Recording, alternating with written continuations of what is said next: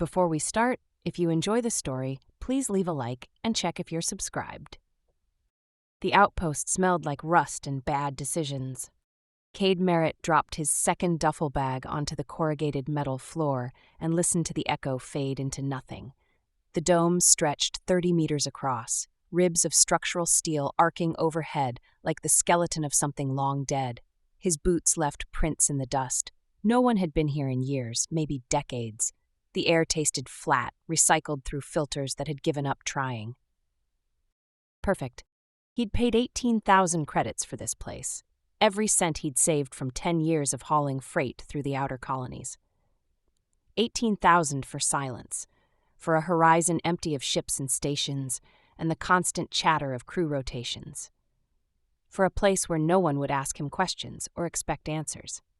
The salt flats stretched endlessly beyond the reinforced viewports, white and featureless under Tyros IV's twin suns. Heat shimmer made the horizon ripple like water. Cade watched it for a long time, his reflection ghosting across the scratched plexi, pale eyes shadowed with exhaustion, dark hair falling loose around his jaw, the lines of too many sleepless shifts etched into his face. He unpacked methodically, clothes into the storage locker, tools onto the workbench. The crate of salvaged engine parts he'd lugged to the nearest trading post when credits ran low. A med kit, 2 weeks of rations, a portable generator that wheezed to life when he kicked it. The Outpost had power, barely. Solar panels caked with salt dust and wiring that probably violated 6 safety codes. It would do. The first night, Cade slept on the floor with his jacket as a pillow and woke to the howl of wind across the flats. The second night, he rigged a hammock from cargo netting and listened to the dome creak and settle. By the third night, he'd almost convinced himself the silence was what he wanted. Then he heard her weeping. The sound woke him just past midnight, a low, rhythmic keening that vibrated through the metal floor beneath his spine. He lay still, heart hammering, and listened. Not wind, not the settling of old steel. This was deliberate, modulated, rising and falling with the cadence of breath. Cade sat up slowly, his hand finding the wrench he kept beside the hammock. The sound continued, muffled but persistent, coming from somewhere below. He crossed to the storage bay and pressed his ear to the floor. The keening grew louder, layered with harmonics that made his teeth ache. He tore up the floor panels with shaking hands, old bolts shrieking as they came loose. Beneath the decking lay a hatch he'd never seen on the property schematics. Heavy industrial construction, sealed with a locking mechanism that had corroded into uselessness. He pried it open with the wrench, and the smell hit him like a fist.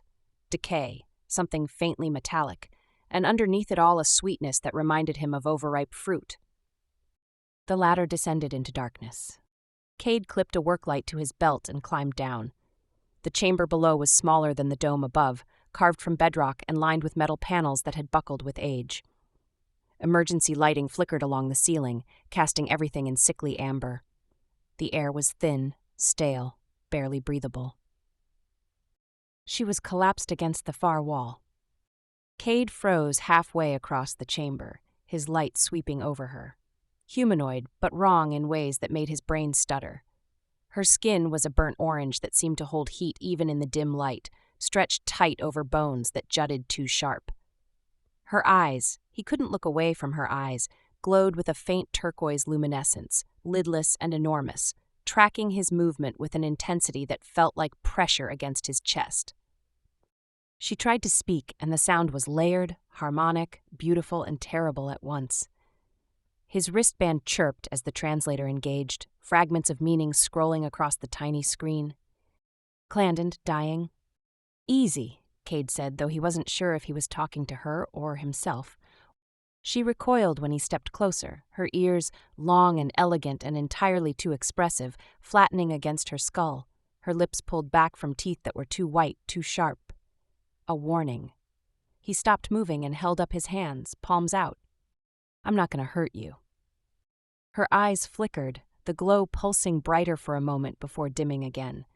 She was trembling, her whole body shaking with the effort of staying upright. Cade could see the ridges of bone along her temples, the faint tracery of light beneath her skin that stuttered like a failing circuit. She looked like she was held together by will alone. He should leave, call for medical transport, let someone qualified handle this. He'd come here to be alone, not to play medic to a dying alien in a chamber that wasn't supposed to exist. But when he turned toward the ladder, she moved. Her hand closed around his wrist with shocking strength, pulling him back.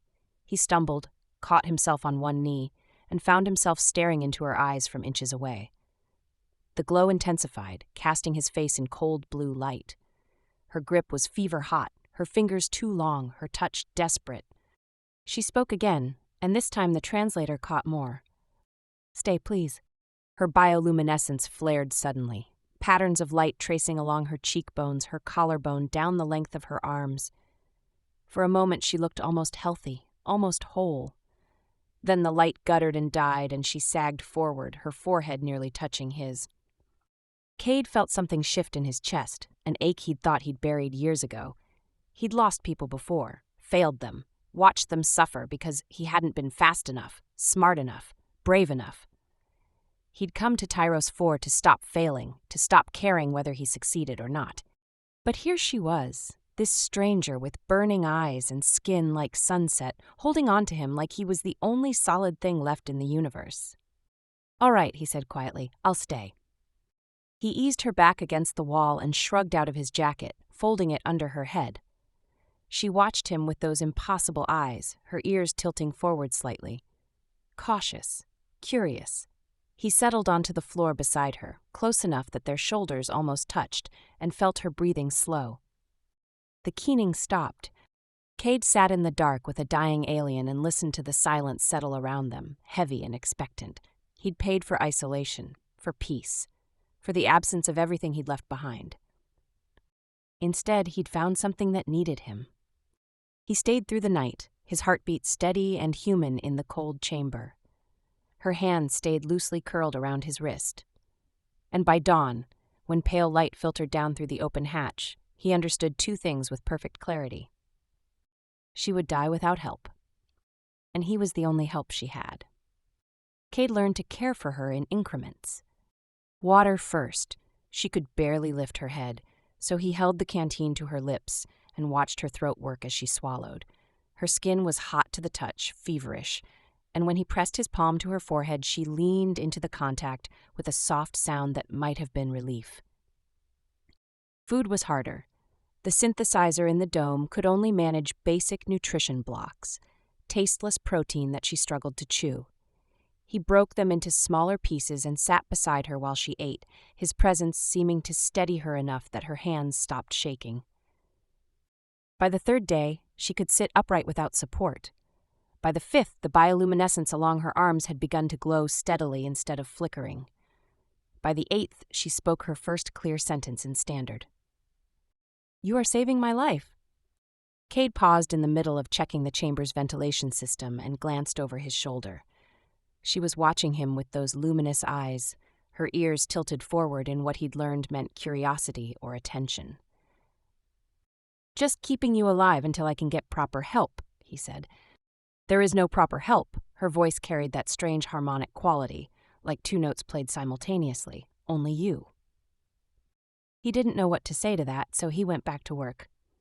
She told him her story in fragments over the following weeks, her words slow and careful as she searched for the right translations. Her name was Seraph. Her people, the Velon, had lived on Tyros 4 for 3 generations, mining the salt flats for trace minerals their biology required. Then, a human corporation had arrived with territorial claims and armed security, offering relocation packages that became threats when the clans refused to leave. "They killed the elders first," she said one evening, her gaze fixed on the flickering emergency lights. "To break our resonance network, without the central anchors, the rest of us began to fail. Some fled, some fought. I stayed to help evacuate the young ones, and when the fighting was over, I was alone."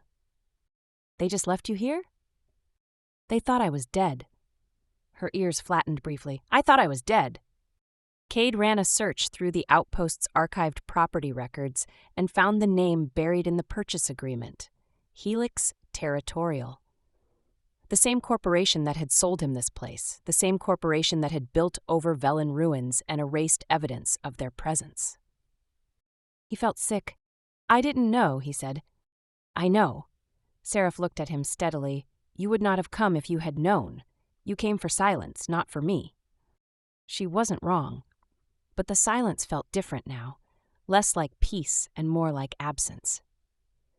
He'd grown accustomed to her presence in the chamber, to the soft glow of her bioluminescence in the dark, to the layered cadence of her voice when she asked questions about freight haulers and colony stations, and why humans seemed to move through space with such restless urgency.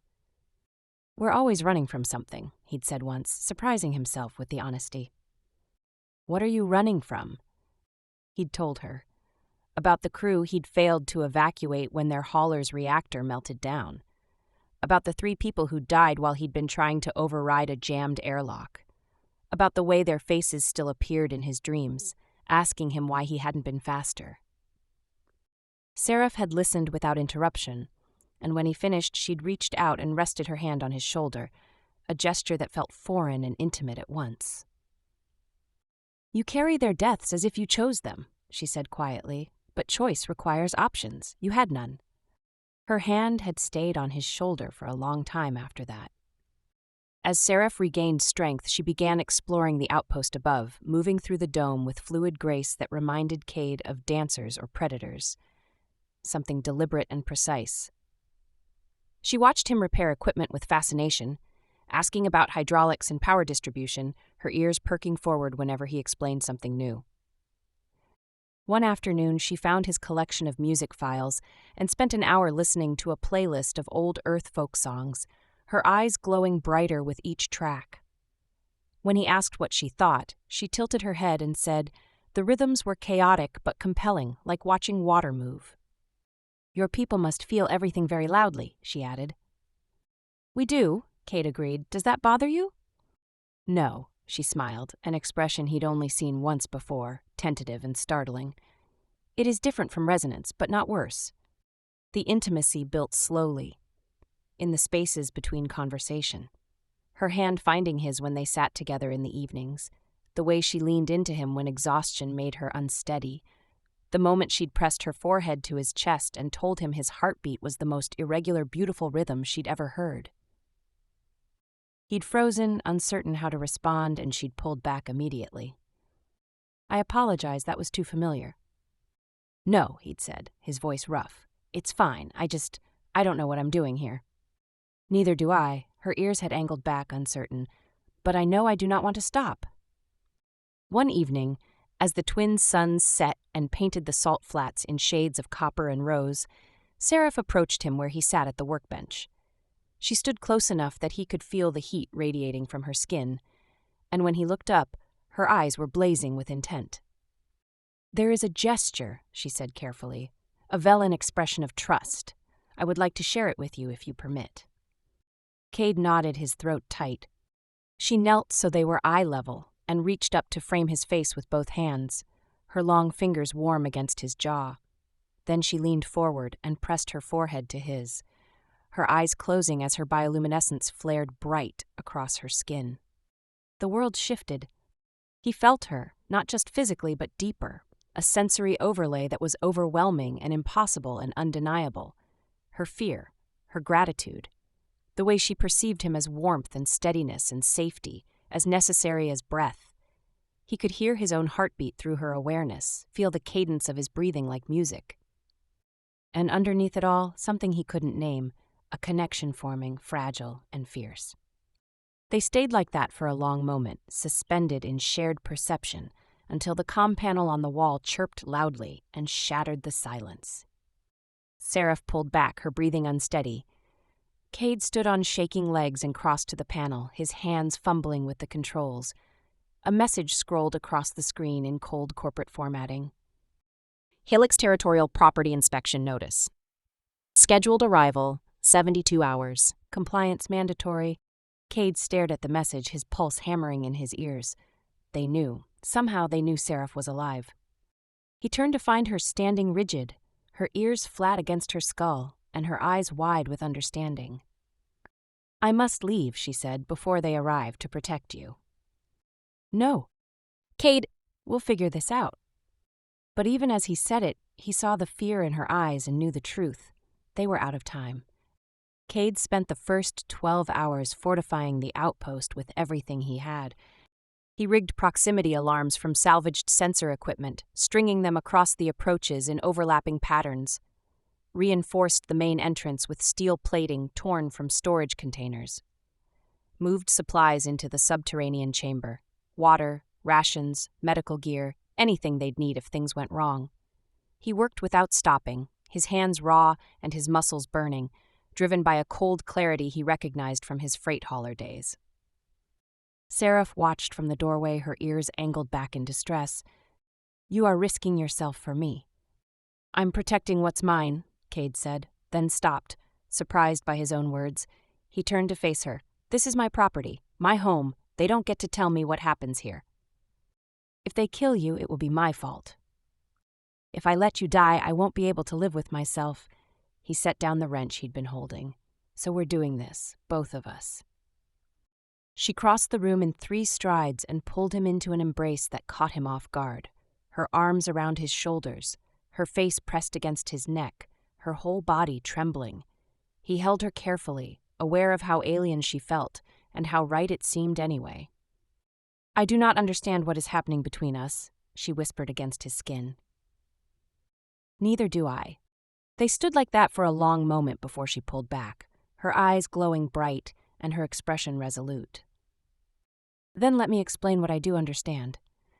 She led him down into the chamber and sat cross-legged on the floor, gesturing for him to join her. When he settled across from her, she reached out and took both his hands in hers. "Velon biology depends on resonance," she began. "Our bones are partially crystalline. They require specific harmonic frequencies to maintain structural integrity. These frequencies are generated collectively by our clans. When a Velon is isolated for too long, the lack of resonance causes deterioration. Bones become brittle, organs fail. We die slowly."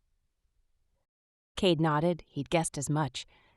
"But your presence has kept me alive when it should have been impossible." Her grip on his hands tightened. "Your heartbeat, your breathing, your voice. They provide irregular rhythms that my body has adapted to use in place of true resonance. It should not work. The patterns are chaotic, unpredictable, but somehow my biology has learned to stabilize around you." "What does that mean?" "It means we are bonded." Her ears tilted forward, uncertain. "For Velon, bonding is both emotional and physiological. It typically takes years of proximity, of deliberate synchronization. What has happened between us, this accelerated connection, it is unprecedented. I am becoming dependent on your rhythms the way I once depended on my clan." Cade felt something tighten in his chest. "So if I leave, I would deteriorate again, and if you die," she looked away, "I do not know if I could survive it."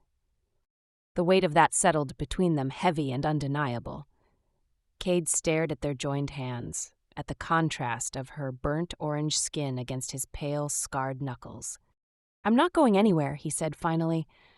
"You cannot promise that." "No, but I can promise I'll fight like hell to make it true." She searched his face for a long moment, then leaned forward and pressed her forehead to his again. This time the sensory exchange was gentler, more controlled, a whisper of shared feeling rather than a flood. He felt her fear and her hope tangled together, felt the way she'd begun to need him in ways that went beyond survival.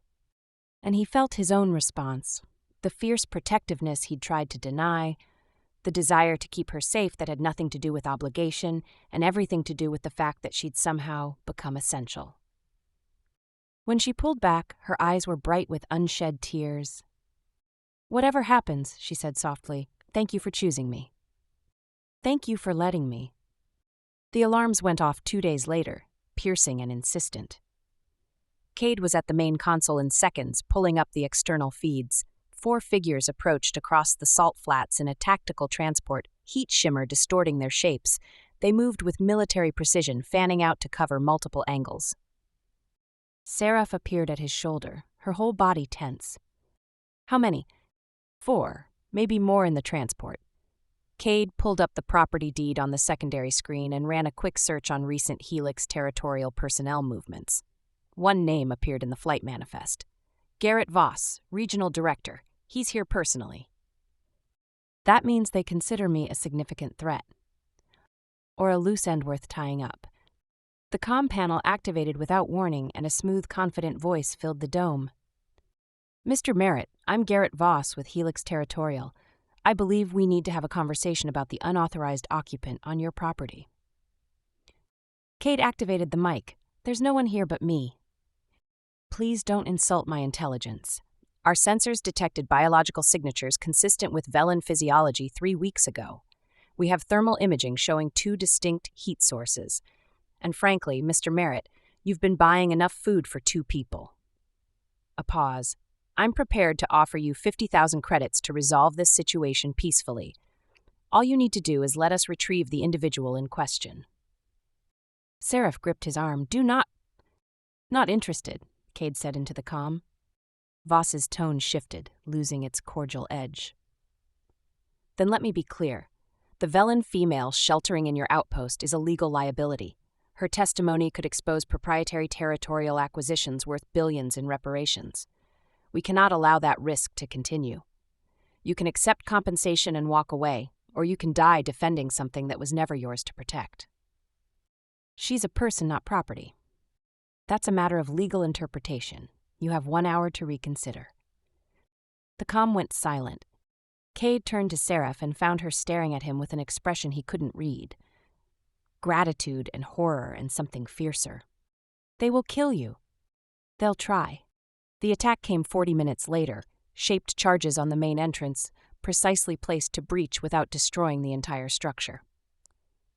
Cade returned fire from a makeshift barricade, his salvaged plasma cutter jury-rigged into a weapon that made his hands shake from the recoil.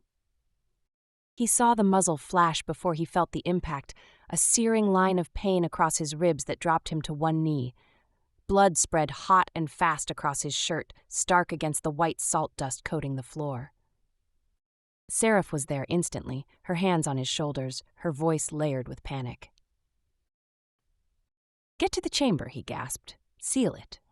She pulled him upright with shocking strength and half dragged him toward the storage bay. Bullets sparked off the walls behind them. He stumbled on the ladder, his vision swimming, but her grip kept him from falling. They hit the chamber floor hard, and Seraph sealed the hatch above them, her hands shaking as she engaged the locks. Then she turned to him, her eyes blazing in the dim light, and pressed both palms against his bleeding side. "I will not let you die for me," she said, her voice breaking. "Do you understand? I will not." Above them the pounding started, heavy, rhythmic, methodical. They were running out of time. Seraph tore strips from her clothing and pressed them against the wound with trembling hands. Cade hissed through his teeth, his vision blurring at the edges. The pain was sharp and spreading, radiating through his torso with every breath. Above them, the pounding continued, methodical, patient, unstoppable. "They will breach the hatch within the hour," Seraph said, her voice tight with control. "And you are losing too much blood." Open to suggestions. She was silent for a moment, her ears flat against her skull, her bioluminescence pulsing erratically with stress. Then her eyes widened, glowing brighter. "The Outpost's metal framework," she said. "It is old construction, steel alloy with high resonance conductivity. If I can generate the right harmonic frequency, it will carry across kilometers." "A signal?" "A distress call, Velon specific." She looked at him, her expression desperate. "If any of my people are within range, they will hear it. They will come." "You said they left you to die." "They thought I was already dead. If they know I survived, if they know there is a human willing to risk everything to protect me, they cannot ignore that." Her hands pressed harder against his wound, her whole body shaking. "It is a small chance, but it is all we have." Cade nodded, not trusting his voice. Seraph moved to the chamber's wall and placed both palms flat against the metal. She closed her eyes, and her bioluminescence flared across her entire body, brilliant patterns of light that traced her bones beneath her skin. Then she began to sing. The sound was unlike anything Cade had heard before. Layered harmonics that built into something that was part music, part physics, resonating through the metal with such intensity that he felt it in his chest. The chamber vibrated. Dust fell from the ceiling. The emergency lights flickered in rhythm with her voice. She sang for 3 minutes, maybe 4, before her legs gave out and she collapsed to her knees, gasping for air. The silence that followed felt hollow. "Now we wait," she whispered. They didn't have to wait long. 40 minutes later, a deeper vibration shook the chamber. Not hammering, but something massive descending outside. The pounding on the hatch stopped abruptly. Cade heard muffled shouts, the whine of engines powering down, then nothing. Seraph's ears perked forward, her eyes wide with disbelief. They came. The hatch unsealed from above and light flooded down. A Velon face appeared in the opening, older than Seraph, with skin the color of faded terracotta and eyes that glowed soft amber. Her expression was stern, carved from decades of authority. "Seraph," the elder said, her voice carrying harmonics of shock and recognition, "how are you alive?" Seraph stood on unsteady legs, her chin lifted in defiance. "Come down and I will show you." Within minutes, the chamber was crowded with Velon, 4 elders and twice as many younger clan members, their bioluminescence filling the space with shifting light. Elder Thessian descended last, moving with the careful dignity of age, and stopped when she saw Cade slumped against the wall, blood soaking through the makeshift bandages. "This human sheltered you. This human saved me." Seraph knelt beside Cade and took his hand. "When my clan abandoned me when I was dying alone, he gave me his presence, his heartbeat, his voice. He became my resonance when I had nothing left." Thessian's ears angled back in distress. "That is not possible. Human biology cannot sustain Velon." "And yet I am here." Seraph's eyes blazed. "Alive, bonded to him in ways our people have never seen. You left me to die, Elder. He refused to let that happen." The silence was heavy, broken only by Cade's labored breathing. Thessian studied him for a long moment, then looked back to Seraph. "You understand what you're claiming. A bond with a human. It is against every principle of our culture, our biology, our understanding of what we are." "Then our understanding is incomplete." Seraph's grip on Cade's hand tightened. "He gave me life when my own people left me to darkness. If our culture cannot accept a bond formed from survival and choice, then I do not recognize that culture's authority over me." Cade forced himself upright, his vision swimming. "She's not asking for permission, neither am I. Whatever's between us, it exists. You can accept that or not, but you don't get to end it." Thessian was silent, her expression unreadable. Then she gestured to 2 of the younger Velon. "Tend to his injury. He will die if we do not act quickly." The Velon medics moved with efficient care, applying something cool and numbing to the wound that made Cade's head clear almost immediately. Above them, voices carried down, human and Velon, sharp with confrontation. Garrett Voss appeared at the hatch, flanked by 2 of his mercenaries. His expression was carefully neutral, but Cade could see the tension in his shoulders. "I don't know what you told these people," Voss said, "but this is a legal matter between Helix Territorial and—" "You ordered the execution of my clan." Seraph stood, her voice carrying the weight of certainty. "You displaced us illegally, murdered our elders, and left survivors to die. I am living proof of your crimes." "That's a serious accusation with no evidence." "We have evidence." One of Voss's mercenaries stepped forward, her dark eyes hard. "I've been recording everything since we arrived, including your orders to eliminate a survivor to protect corporate interests." She pulled a data chip from her vest and held it up. "My name is Mira Okafor, and I'm testifying against you." Voss's face went pale. Thessian ascended the ladder with slow purpose, her presence commanding despite her age. "You will answer to Velon law for what was done to our people, and to human law for what you attempted here. Leave now, or my clan will ensure you do not leave at all." The standoff lasted 5 seconds before Voss turned and walked toward the transport, his mercenaries following. Okafor stayed behind, nodding once to Cade before heading in the opposite direction. Thessian returned to the chamber and knelt before Seraph, her movements deliberate. "Our traditions honor bonds formed through resonance, regardless of origin. Your survival suggests that Velon understanding of connection has been too narrow, too bound by fear of change." She reached out and touched Seraph's cheek gently. "You are still clan. You always were." Seraph's eyes brightened with tears. "Even if I choose to stay with him?" "Especially then," Thessian looked at Cade. You have given us something we thought lost. That deserves respect, not rejection. The Velon delegation provided medical supplies, testimony to authorities, and assurance that Helix Territorial would face justice. They offered Seraph a place among them if she wanted it. She declined. When the ships finally lifted off, leaving only dust trails across the salt flats, Cade and Seraph stood together in the dome and watched the horizon settle into stillness. You could have gone with them, Cade said. I could have. Seraph leaned against him, her head resting on his shoulder. But I chose you, not out of necessity, not because I had no other option, because this is where I want to be. Cade wrapped his arm around her waist, careful of his bandaged ribs. I came here looking for silence. And found something louder? Found something better. He turned to face her, his hand coming up to cup her jaw. Found you. She smiled, her bioluminescence flaring bright across her skin. Then teach me how humans build a life together. I will teach you how Velon learned to resonate. They stood together as the twin suns set, painting the salt flats in shades of fire and copper. Neither of them had words for what they were becoming. Human and Velon, chaos and harmony, two rhythms finding synchronization in the vast, empty quiet. But they had time to figure it out, and they had each other. That was enough.